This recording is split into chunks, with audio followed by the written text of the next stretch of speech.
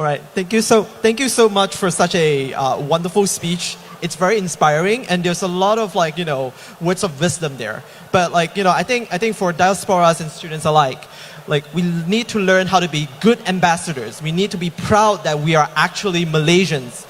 Be proud that we are promoting the good values of Malaysia as opposed to always talk bad about our own country. Unless you change the mentality, you would not be able to actually embrace the spirit of Malaysia Madani. So going to our Q&A sessions, I see there's a lot of excited students here raising up their hands. So the rule here is kindly, so there will be two mics, one over there and one over here. And so in the interest of time, please clearly state your name, where you're from, and make your question as concise as possible so that we can give more chance to other people to explain. So that gentleman over there. Testing. Right. Good evening, Datuk Seri. My name is Kevin. I am originally from Klang, Selangor, and I'm a Khazanah Scholar pursuing Masters of Public Administration and Public Policy here at NYU. My question for you is, how do you think the public service in Malaysia can attract top talents so that public service can thrive, especially within the Ministry of Education, so that our education system can transform to excel and soar to great heights? Thank you. Well, thank you. How do you attract the top talents to the public service? What we have embarked upon now is committee headed by the Chief Secretary to recommend some measures to reform in the public service. And the Ministry of Education, for example, have announced that we will recognize those with postgraduate degrees. Because thus far, if you have masters or PhD, you teach in the secondary school, you are treated like any other graduate. So you don't actually attract talents. And secondly, the promotion process has always been bureaucratic and traditional. We do not actually identify the best to be given, to be entrusted with responsibility. Inshallah, we will try to make these adjustments. I'll be waiting for the recommendations by the team assigned to do this. Thank you. Right. Thank you so much, Datuk Seri. All right. So to follow up on that, Malaysia, one of the goalposts under this new national policy framework is that Malaysia strives to actually hit the top 25 in Human Development Index. So that's I'm looking forward to see more and more improvements and more new policies being implemented to achieve that. So that gentleman right over there, you may have. Good evening, Datuk Seri Anwar. Good to see you again. The last time I saw you in person was 9 years ago when a group of us met you at a small cafe in Chinatown. You might recall that. And you were talking about your plans for Malaysia and what you would do if you were Prime Minister. So 9 years later, here you are, resolutely forging ahead with your plans. So kudos to you, dude. So my question to you is relating to the arts. Right now, the arts and culture is embedded within the tourism ministry. So I was wondering if, given the fact that Malaysian artists are coming to their own in all ways, I guess the highlight for the year was Michelle Yeoh winning the Oscar, and then we've got Malaysian films, theater, music, going all over the world, being our ambassadors in many different ways. So I was wondering if your government has any plans for decoupling arts and culture from the tourism ministry into a ministry of its own, and this way it will help with funding, endorsements, scholarships, and so forth.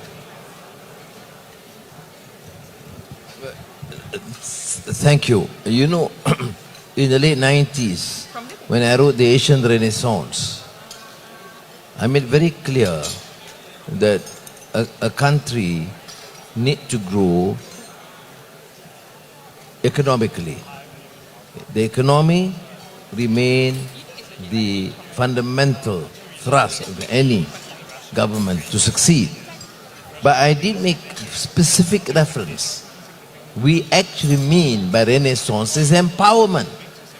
Empowerment, economic empowerment for sure, but also social and cultural empowerment. So I think what you have suggested is consistent with our views in terms of Renaissance and Madani.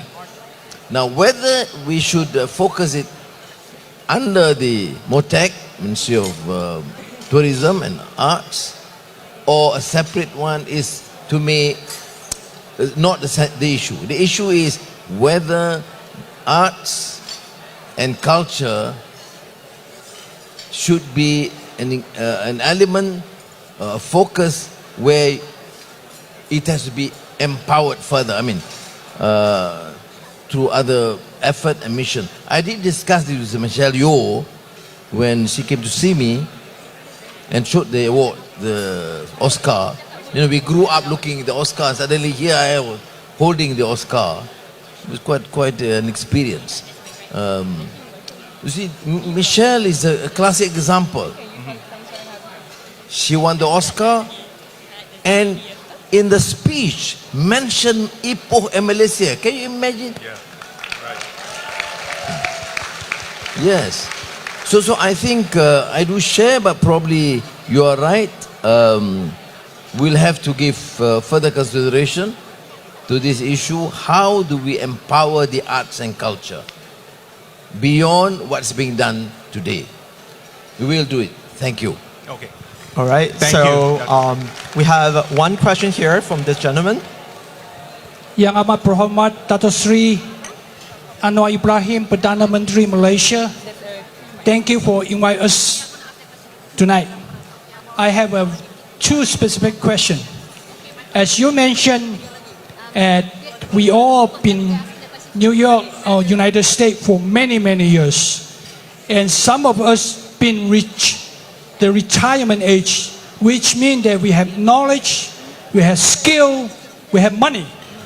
So I want to ask, what measure is Malaysia taking?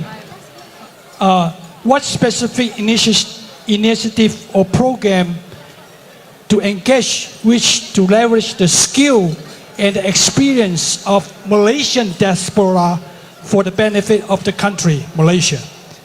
Yes. And I forgot to mention I'm from Johor, Kluang, Malaysia. That's my first question. My second question is, Datuk Seri, can you share insight in the progress and the challenges of the political reforms in Malaysia, including efforts to enhance democratic governance and the rule of laws? Thank you. Thank you. I mean, the Minister Saifuddin mentioned the effort to facilitate approvals for the status of those who encounter problems in terms of the permits or residence back into Malaysia, which can be done. But I think your question refers to engaging through some of our other agencies. MITI is one, or higher education, or even Ministry of Economy, to try and engage to make sure those who can contribute, encouraged to be back home and to place them in the specific areas of competence that they can further contribute. I'm sure this can be done. It's ongoing, but certainly it's new, and we should, as you know, we are now encountering a problem. In the last many years, a brain drain. The top scholars, the top economists, the top accountants are leaving or left. So now we have to make sure that we have a system that could encourage them to come back with the right incentive.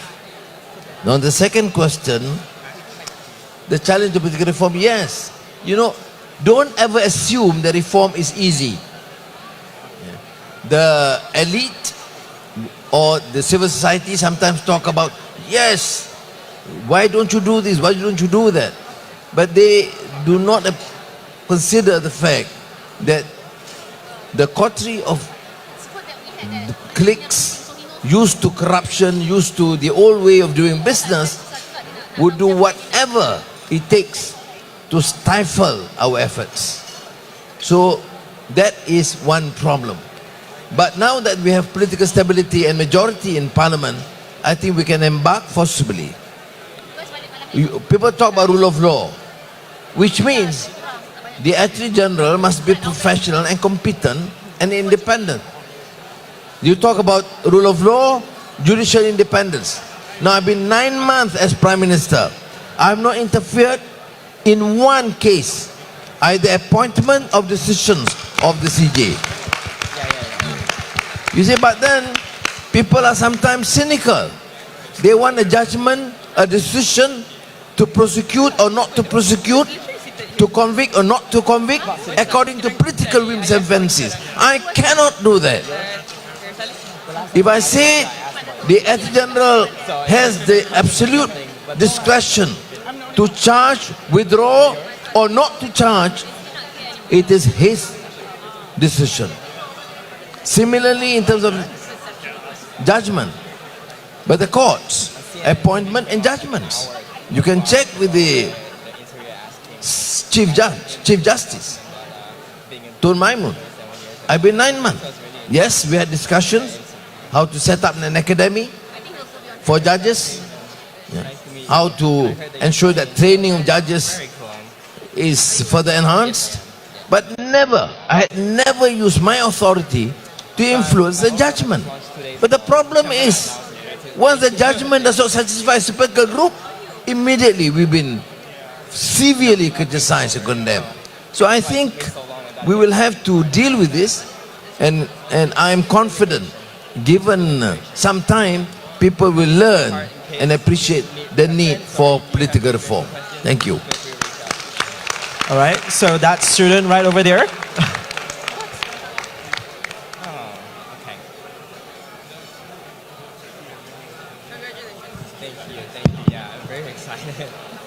Assalamualaikum, Datuk Seri. My name is Putri Hana, and I'm currently a second year student at the Wharton School of the University of Pennsylvania.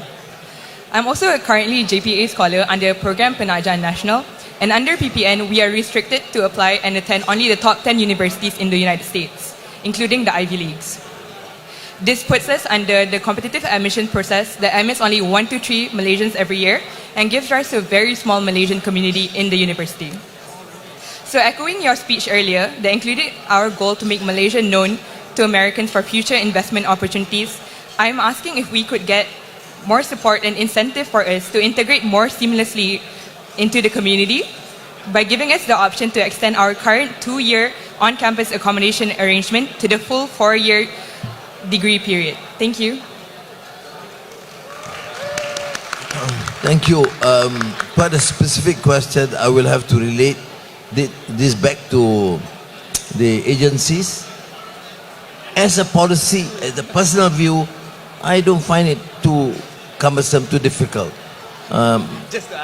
There was a suggestion that young graduates be allowed to work in whatever company or society in Malaysia or overseas to get the initial exposure and experience.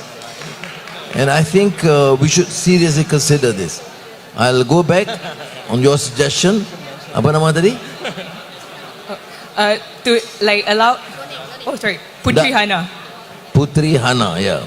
So Putri Hana has given the suggestion that the Prime Minister is compelled to present to the Cabinet this week. I'll do that. Thank you. Thank you, Datuk Seri. All right, Daven. Yes. Good evening. My name is Devan Gandhi. I'm an immigration attorney here in New York City, and I just opened my immigration law firm 2 days ago. So I get to proudly say that I got to celebrate with the Prime Minister of Malaysia. Prime Minister, I wrote my question down. Given the ongoing brain drain issue in Malaysia, my question is about the possibility of allowing dual citizenship. to encourage overseas Malaysian professionals such as myself and many others to contribute to our country's development without having to choose between our homeland and our adopted countries. This would align with the goals of the Malaysian Plan and Madani, harnessing the skills and experiences of the Malaysian diaspora to foster innovation and economic growth. Prime Minister, could you share your thoughts and the feasibility and potential timeline of revisiting the current stance on dual citizenship in Malaysia? Thank you. Thank you. It's a major policy decision. The majority of countries in the world do not accept dual citizenship. I will discuss this further. What are the implications, positive, negative? So we need to be given some time. This issue has been deliberated for a long time, but the new government, the unity government, have not actually discussed this. As it stands, we do not accept this, but since you have given the suggestion, I'll ask probably the Foreign Minister, Minister of Internal Affairs to look at it, and we will discuss this further. Don't be too excited, because I'm personally, it's not going to be an easy resolution. But my dear friend, dual citizenship has actually very little to do with Madani. All right, next. All right. So, in the interest of time, I would be only taking 2 questions from here and 2 from here. So, 1 question there.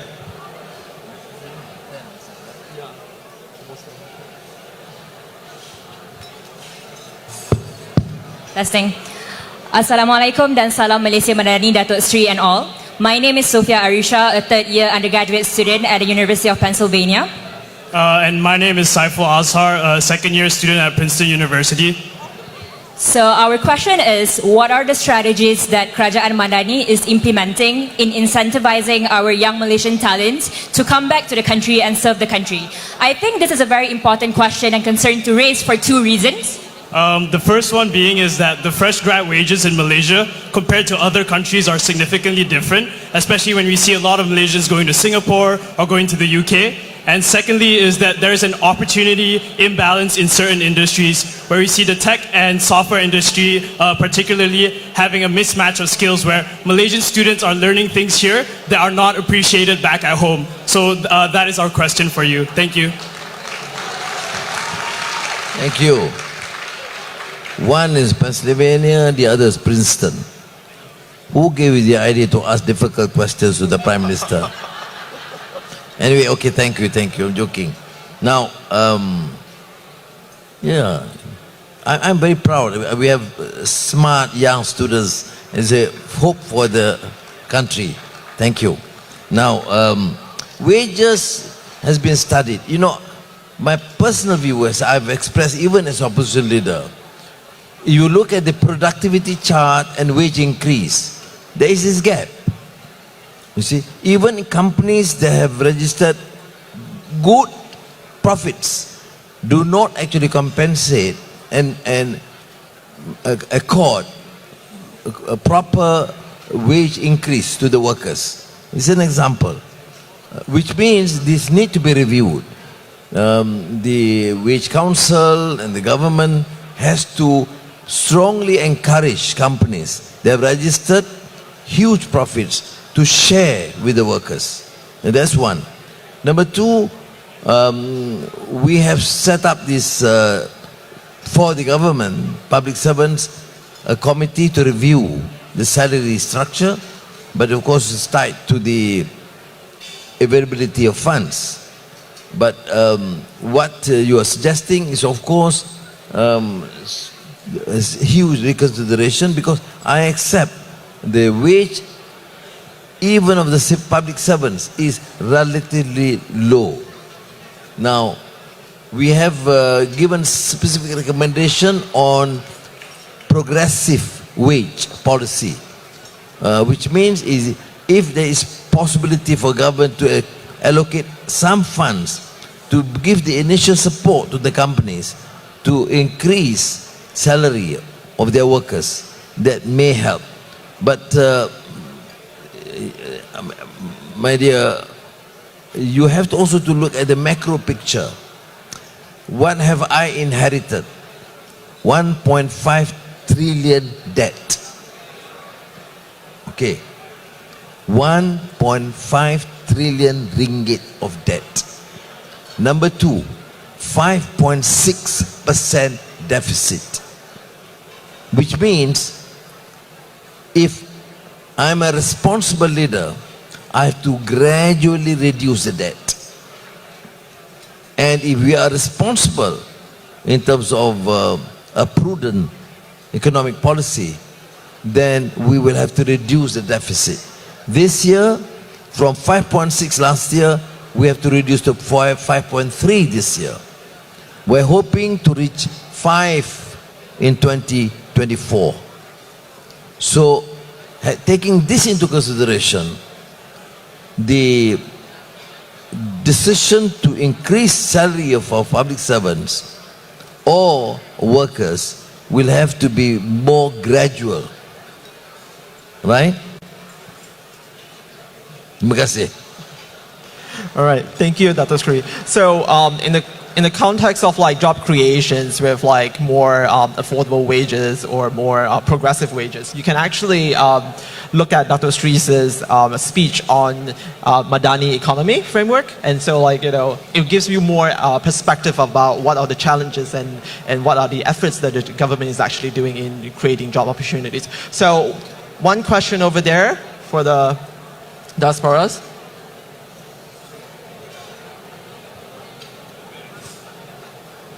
Testing. Hi. Hi, I'm Carissa and I'm a student at Yale University. My question is slightly more personal. Over the summer, I read your daughter's book, My Dear Papa, and it gave a very intimate look at your relationship with your daughter as a father.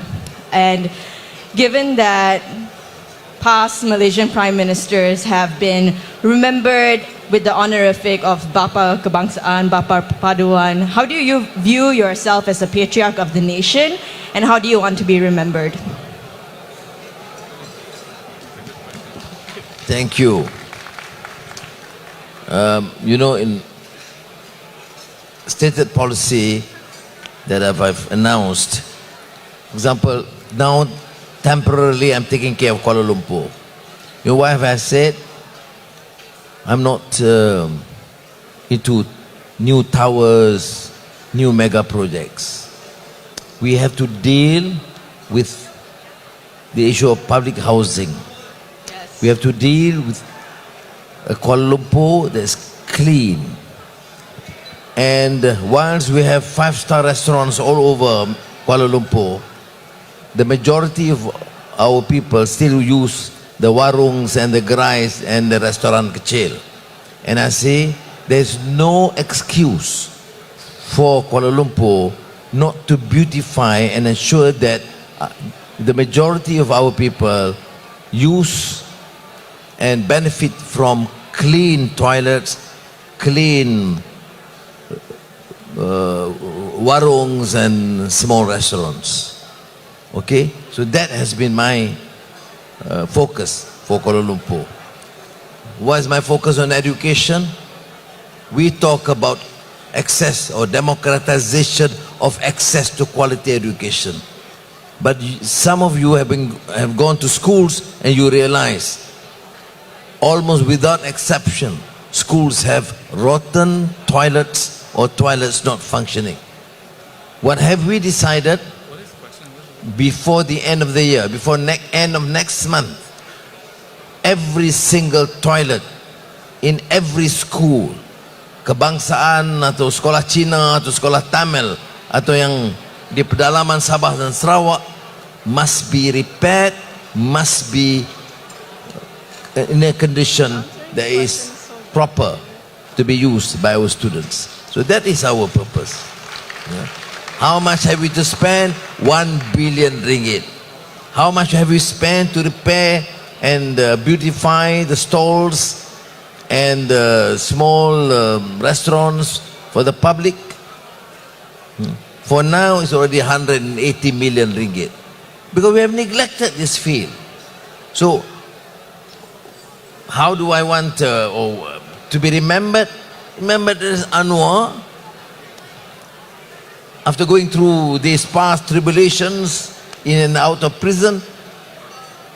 If at all they remember this man is trying to do his best for his people that he loved. That's all. Thank you so much. So definitely, like, we introduce small change, but the outcomes are actually relatively big for those who actually benefited from it. So last question over there for the night.